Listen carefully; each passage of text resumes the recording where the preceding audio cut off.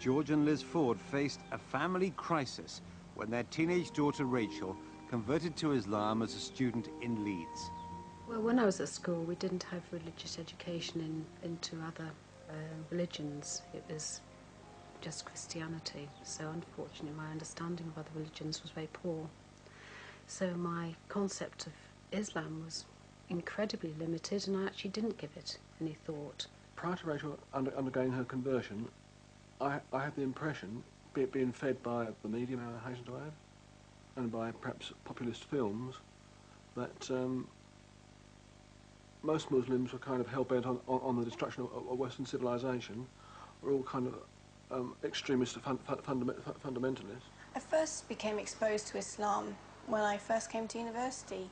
Back at home in my village, there really aren't any Muslims at all. When I came to Leeds, obviously there was quite a few, and I was very curious. I think at the end of the day, I basically just wanted answers as to why we were here, what was our purpose. I was just curious, you know, it's a new ways of thinking of things. I think my reactions were shock, horror, disbelief. Was it a fad of Rachel's? Was she going to get over it? What will our friends think about it? I sent her emails saying that this has been a great blow and a great shock to the family, Rachel. How are we going to cope with it? What have we done wrong? Why have we rejected our ideals, our religion, our dress code, our personal code, all out the window? Why? What have we done that's so wrong? I just emailed him back and I said, it's not like I've come home and said I'm gay or I'm taking drugs or anything like that. And I'm not going to do that either. I'm not going to come home and say these things. When she started to cover herself from head to toe in reams of cloth and wouldn't have a hair showing, and basically it seemed to me she didn't care what she looked like. If I was to take the hijab off tomorrow and walk out in the street with my hair loose, my mother would be dancing in the street. She'd be very happy. She doesn't want me to hide. She feels like, I guess she feels I'm hiding behind it, but I'm not. I actually feel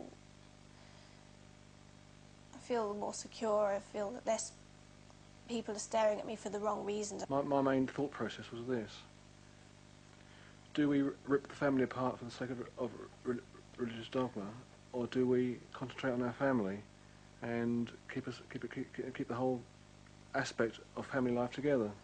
We formed the point of view that the best line of action was to take was that we loved our daughter so much that we were prepared to not lose her and to accept her standpoint and her religious beliefs.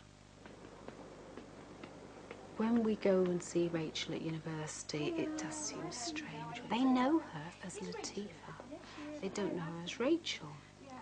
I will call her Rachel. I haven't actually changed my name. I've just added to it. I felt I needed to because Rachel, at the end of the day, was my Christian name. It was a name that was given to me on the day that I was christened. I'm not a Christian anymore.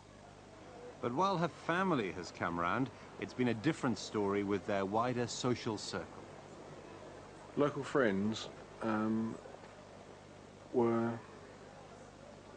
very much against the situation on a covert basis rather than an overt basis, giving grimaces, frowns, a kind of vibe of disbelief.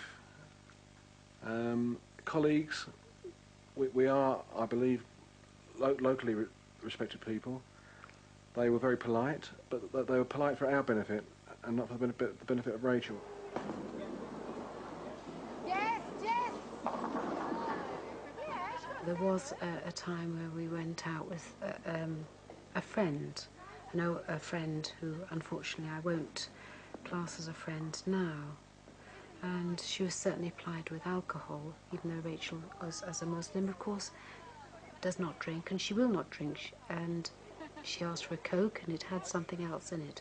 Definitely has something else in it. Things that have bothered me have been reaction of people that I do care about if they have been against it.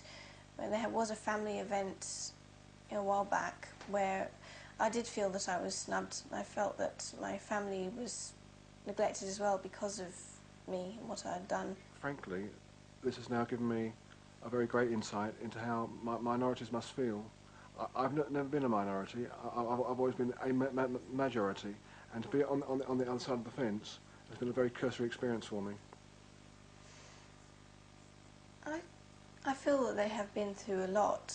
I mean, it's a huge shock for them to have a daughter who's decided to change to a religion that they would see as so totally different to their own, even though it isn't, and they do understand that now. When Rachel did change and reject a lot of what we stood for, why was it our fault? Was it our fault? Well, now I can say no, it's not, because we did do our best. We're only human beings. And now we actually have a very forthright, intelligent, independent young lady as a daughter, and I'm so proud of her. But I can say that today, but probably last year, the year before, I would have been saying different things. But life is a journey.